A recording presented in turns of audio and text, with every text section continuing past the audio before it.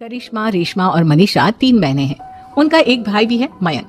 मयंक अपनी बहनों को बहुत प्यार करता है, लेकिन मयंक की पत्नी सविता इस मामले में मयंक से बिल्कुल ही अलग है। वो अपनी ननदों का जितना बुरा कर सकती है उतना बुरा करती ही रहती है और अपनी ननदों पर हुक्म भी चलाती है। करिश्मा, करिश्मा, तुमने अभी तक नाश्ता नहीं बनाया? तुम्हारे भैया को ऑफिस जाने में देर हो रही है। हाँ भाभी, बस अभी बनाती हूँ। करिश्मा, तुम ये ढीलापन छोड़ दो। कल को पराये घर जाना है। वहाँ अगर तुम इस तरह से काम करोगी तो लोग क्या कहेंगे कि माँ ने और भाभी ने कुछ सिखाया नहीं। और तुम्हारी दोनों बहनें कहाँ है? रेशमा मार्केट गई है और मनीषा सो रही है। क्या? सुबह के 8 बज रहे हैं और ये महारानी अभी भी सो रही है? ये कहते हुए सविता अपनी सास दुर्गा देवी के पास जाती है। माँ जी, देख रही हो अपनी बेटियों के तौर तरीके? क्या हुआ बहू, सुबह सुबह क्या कर दिया मेरी बेटियों ने? अरे एक तो अभी अभी उठकर किचन में गई है, दूसरी सुबह सुबह बाहर चली गई और तीसरी अभी तक सो रही है। क्या करूं मैं इन तीनों का, मैं तो परेशान हो गई हूँ। जाकर उठा उसे और रेशमा से मैं बात करती हूँ। सविता सीधा मनीषा के कमरे में जाती है और उससे कहती है, महारानी जल्दी उठो, सूरज सर पर आ गया है। भाभी थोड़ी देर और सोने दो ना, मैं रात को लेट सोई थी। वो क्या ना, यूनिट टेस्ट चल रहे हैं। शराफत से उठती है या नहीं, या फिर पानी की भरी बाल्टी डालूं तेरे ऊपर? नहीं भाभी, मुझे बिस्तर में नहीं नाना, उठती हूँ मैं। मनीषा जल्दी से उठकर बाथरूम में चली जाती है। सभी आराम से बैठकर नाश्ता कर रहे होते कि तभी रेशमा बाजार से हाथ में सामान लिए आ जाती है। रेशमा को देखते ही सविता उस पर बरस पड़ती है। लो, आ गई महारानी। ऐसा भी क्या सामान लाना था जो सुबह आंख मलते ही बाजार की तरफ रवाना हो गई? भाभी, कल आप ही तो चीख रही थी कि घर का सारा सामान मुझे ही लाना पड़ता है, घर में किसी को भी किसी काम से कोई लेना देना नहीं है। अब मैं बाजार जाकर सामान ले आई तो आपको इस बात से भी तकलीफ हो रही है? देख रही हो माँ जी, अपनी बेटी की जुबान कैंची से भी तेज चलती है। और मयंक, आप तो कुछ कहेंगे नहीं अपनी लाडली बहन को। रेशमा, अपनी भाभी से ऐसे बात नहीं करते। चलो माफी मांगो। भैया, मैं क्यों माफी मांगू? आप भाभी से बोलिए ना कि हम पर कम हुक्म चलाया करे। हम इस घर की बेटियां हैं और आपकी पत्नी की ननद है, नौकरानी नहीं। लो कर लो बात। इनकी भलाई के लिए कुछ भी बोलो तो इन्हें बुरा लग जाता है। इस घर में यही इज्जत है मेरी। देख लो माँ जी, आपकी बेटी किस लहजे में मुझसे बात कर रही है। सविता वहां से चली जाती है। मयंक को बहुत गुस्सा आता है, वो भी वहां से चला जाता है। फिर करिश्मा रेशमा को समझाती है, रेशमा, तुम्हें भाभी से माफी मांग लेनी चाहिए थी ना। लेकिन दीदी, मैंने कुछ किया ही नहीं, तो मैं माफी क्यों मांगू? हाँ का रेशमा दीदी जैसे ही घर में आई, भाभी ही उन पर चिल्ला रही थी। हाँ, मैं मानती हूँ कि गलती भाभी की थी। मैं तो इसलिए बोल रही हूँ कि भाभी ने माँ को तो पूरी तरह अपने वश में कर लिया है। वो हमारी बात सुनती ही नहीं। मयंक भैया हमारे लिए हमेशा खड़े रहते हैं, इसलिए उनकी बात का मान तो तुम्हें रखना चाहिए था ना। कोई फायदा नहीं दीदी, कुछ दिनों की बात और है, भाभी उन्हें भी हमारे खिलाफ भड़का देंगी। फिर वो भी माँ की तरह हमारी किसी बात का विश्वास नहीं करेंगे। इसी तरह सविता अपनी तीनों ननदों को किसी न किसी बात पर परेशान करती रहती थी। एक दिन मयंक अपनी तीनों बहनों के लिए गिफ्ट लाया। क्या रेशमा, ये तुम्हारे लिए हार का सेट। रेशमा, तुम्हारे लिए सुंदर सी ड्रेस। और मनीषा, तुम्हें किताबें पसंद है ना, तुम्हारे लिए किताबें लाया हूँ। थैंक यू भैया। थैंक यू भैया। थैंक यू भैया।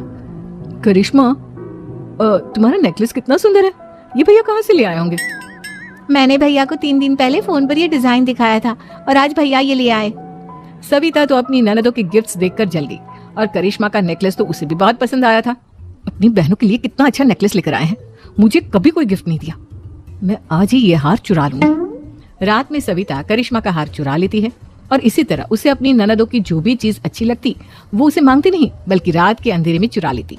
इसी तरह दिन बीतते गए और सविता ने मयंक के दिल में भी उसकी बहनों के लिए नफरत पैदा कर दी। एक दिन मयंक ने करिश्मा और रेशमा के लिए रिश्ता देखा और ये बात उसने घर में सबको बताई। माँ, करिश्मा और रेशमा के लिए बहुत अच्छा रिश्ता आया है, वो लोग कल इन्हें देखने आ रहे हैं। आप और सविता मिलकर सारी तैयारी कर लेना। ये सुनकर करिश्मा और रेशमा खुश हो जाती हैं, लेकिन सविता सोचती है, अगर इन दोनों बहनों की शादी हो गई तो घर और बाहर का काम कौन करेगा? मनीषा तो 1 नंबर की कामचोर है, उससे तो किसी बात की उम्मीद लगाना ही बेकार है। मुझे इस शादी को रोकना होगा। अगले दिन सभी लड़के वालों के स्वागत की तैयारी करने में लगे होते हैं। तभी मयंक अपनी बहनों से आकर कहता है, तैयार हो गई तुम दोनों? देखो, दोनों लड़के बहुत अच्छे हैं, मैं कोई कसर नहीं छोड़ना चाहता, इसलिए तुम उनके सामने अच्छे से बिहेव करना और अपनी भाभी से लड़ने मत लग जाना। करिश्मा, तुम वो नेकलेस पहन लो ना जो मैं तुम्हारे लिए लाया था। भैया, मैं बहुत देर से वो नेकलेस ढूंढ रही हूँ, लेकिन मुझे मिल ही नहीं रहा। क्या तुमने नेकलेस खो दिया? तुम्हें पता भी है वो कितना महंगा था? तुम कोई काम ढंग से नहीं कर सकती। मयंक गुस्से में वहां से चला जाता है। थोड़ी देर बाद लड़के वाले भी आ जाते हैं। वो दोनों बहनों को पसंद कर लेते हैं और रिश्ता पक्का हो जाता है। लेकिन सविता के दिमाग में तो कुछ और ही खिचड़ी पक रही थी।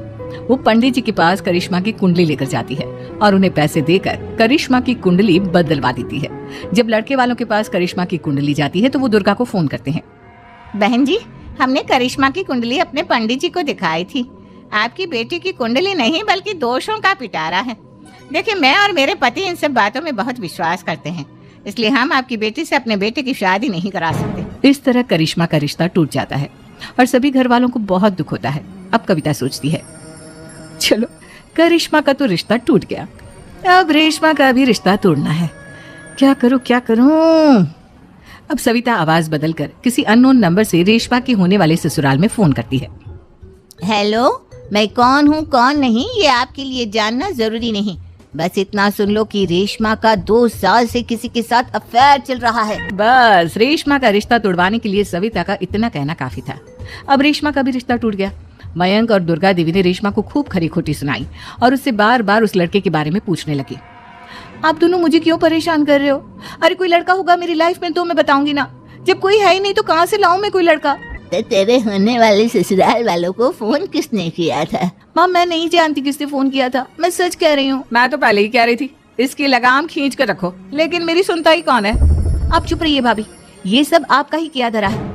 अब तीनों बहनों को विश्वास हो जाता है कि ये सब उनकी भाभी ही कर रही है। तीनों बहनें अपनी भाभी को सबक सिखाने के लिए एक वकील कर लेती है और घर में हिस्सा मांग। देखो भैया, माँ बाप की जायदाद में जितना बेटों का हक होता है उतना ही बेटियों का, इसलिए इस घर के 4 हिस्से होंगे और हमें अपना हिस्सा चाहिए। मैंने तुम्हारे लिए क्या क्या नहीं किया और तुम इस घर में हिस्सा मांग रही हो? भैया, आप और माँ हम बहनों की कोई बात नहीं सुनते हो और भाभी हमारी शादी नहीं होने देगी क्योंकि उन्हें लगता है कि आप हमारी शादी में ज्यादा पैसा लगाओगे और उन्हें हम जैसी फ्री की नौकरानी कहाँ मिलेगी। तो हम भाभी के साथ तो रह नहीं सकते, हम बहनों को अपना हिस्सा चाहिए। अरे तुम्हें शर्म आनी चाहिए अपनी भाभी पर ऐसा इल्जाम लगाते हुए। वो तुम्हारे बारे में कितना सोचती है। हाँ माँ, भाभी हमारे बारे में बहुत सोचती है, दिन रात बस यही सोचती रहती है कि किस तरह से अपनी तीनों ननदों को परेशान करूं और कभी मुझे पढ़ने भी नहीं देती। दोनों बहनों का रिश्ता भी तो इन्होंने ही तोड़वाया है और रात में हमारे कमरे में आकर हमारी चीजें भी चुराती हैं। इसी तरह सविता की तीनों ननदें अपनी बात पर अड़ी रही। अब कोर्ट में तारीख भी शुरू हो गई।